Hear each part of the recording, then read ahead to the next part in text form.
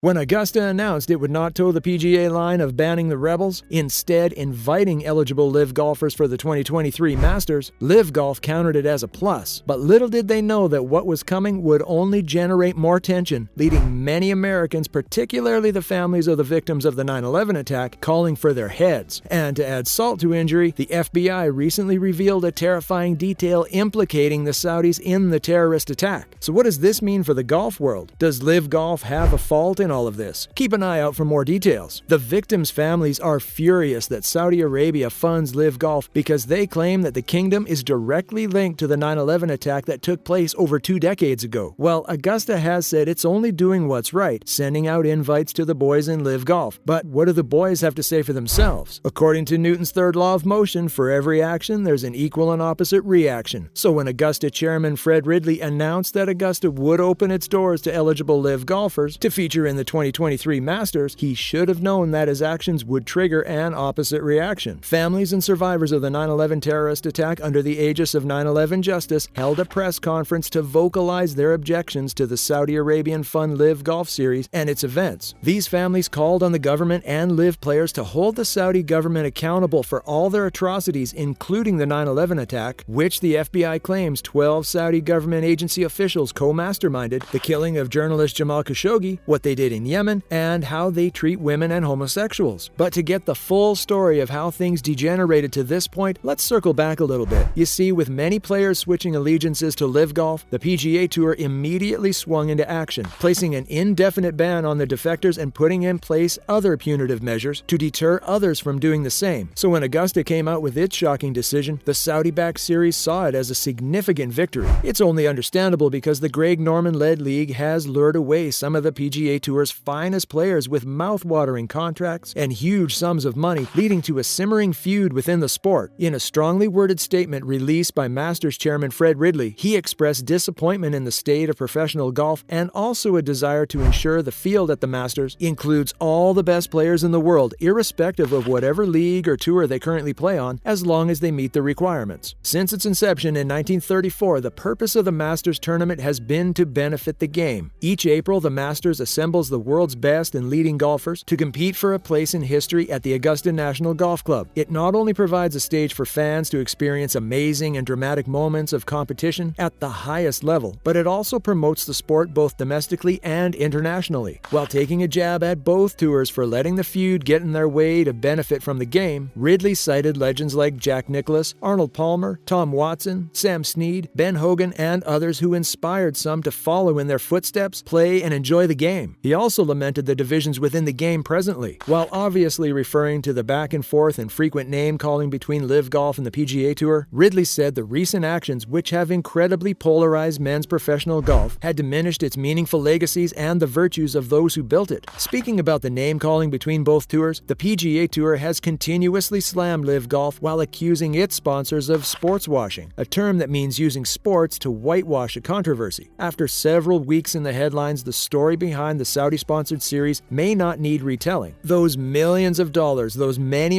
head-turning millions, actually come from the Saudi Public Investment Fund, PIF, which is under the chairmanship of Crown Prince Mohammed bin Salman, the state's authoritarian ruler, alleged to have sponsored the assassination of journalist Jamal Khashoggi. Meanwhile, the kingdom's alleged involvement in the 9/11 attacks has also been stated by many, thanks to President Joe Biden, who ordered a review and potential release of classified documents related to the terrorist attack. You see, before the order 2 years ago, families of hundreds of 9/11 victims had told Biden that he wouldn't be invited to the year's memorial events marking the 20th anniversary of the 9/11 attacks unless he declassified government evidence beforehand that could link the kingdom to the attack. The connections between the Saudis and the 9/11 terrorist attacks are well documented. According to an FBI declassified report, 15 of the 19 hijackers during the attacks were Saudi citizens. And this was reiterated by the 9/11 Families United, a community of more than 10,000 people comprised of family members of those murdered in the attacks and those injured or sickened. Thanks to Joe Biden's executive order signed September 2021, we now know that 12 Saudi government agency officials aided the hijackers in Los Angeles, the group said. Without these facilitators, there were no chances of 9/11 taking place. To some, Augusta National's decision to invite the rebels who met the requirements for the 2023 Masters to play felt obvious. However, in the days that followed, it became clear that the decision didn't sit sit well with everyone. The September 11th survivors group, 9/11 Families United, which has protested LIV Golf from its inception, is terribly displeased with Augusta National's decision. The group released a statement in December last year after Augusta National made its decision public. Part of the statement read, "The only reason Saudi Arabia launched LIV Golf was to make the world forget what they did and who they really are, including their role in the September 11th terrorist attack." However, this is not the first time the group has spoken out against LIV Golf. Ahead of LIV's first tournament in London, the group sent a letter to Patrick Reed, Phil Mickelson, Dustin Johnson, and other LIV players criticizing their decisions. This prompted Mickelson's response during a press conference at the US Open. The Big Phil said that he has deep empathy for anyone who lost friends and loved ones on 9/11. Lefty was among the biggest names who signed with the Rebel League, and chief among them who has had to respond to harsh questions about his involvement. You would recall that Mickelson sent shockwaves through the golf community when he referenced the killing of US-based journalist Jamal Khashoggi in a horrendous admission about the repressive Saudi regime, while explaining how the Gulf state was providing leverage for the American tour. The statement spectacularly tainted his legacy with an utterance that reverberated around golf. Just months after becoming golf's oldest major champion at Kiowa Island, the six-time major champion surrendered his competitive relevance by pledging to sign a major money deal with an emerging Saudi Arabian-based breakaway series. However, another man that has been in the eye of the storm is none other than Greg Norman, the rival league's CEO and commissioner. Norman has faced accusations of promoting Saudi propaganda, but the Shark seems to have a pretty good defense. Norman said he doesn't know why the spotlight is on male golf, whereas the LPGA Tour is sponsored by Aramco, a Saudi Arabian oil company, and not a word is being said about them. The Australian golfer also met with Washington lawmakers to garner support for the breakaway tour in its bitter dispute with the PGA Tour. Apparently, he went to the U.S. Capitol to seek allies for his series and condemn what he called the PGA Tour's anti-competitive efforts to stifle LIV. But what he got was a rough Congress welcome. Tim Burchett, a Tennessee Republican congressman, left a meeting of the Republican Study Committee at which dozens of his party colleagues had met with the 67-year-old, expressing dismay that Congress members were discussing a golf league sponsored by Saudi funds. He also called Greg's LIV pitch propaganda. He cited the murder of Jamal Khashoggi, the September 11th attacks on the United States, and the kingdom's treatment of women and gay people, which he called just unacceptable. However, another 9/11 family member, Sean, who lost his father in the attack, called for the cancellation of LIV Golf and asked Americans to spend time with their families instead of attending the league's tournament. In a statement to LIV golfers, Sean said showing empathy would be to picture their fathers being killed. Would you be taking their blood money, he asked. But Bryson DeChambeau thinks differently. Irrespective of the criticism LIV Golf has faced thus far, Bryson maintains that Chairman Fred Ridley made the right decision. While expressing his happiness to the Golf Channel's Todd Lewis, Bryson said players should be allowed to participate as long as they meet the criteria established by the tournament committee. But what do you make of the opinion of these families on LIV Golf and the 9/11 terrorist attack? Did Augusta do the right thing by allowing these players to participate in the 2023 Masters? And we'll catch you in the next one.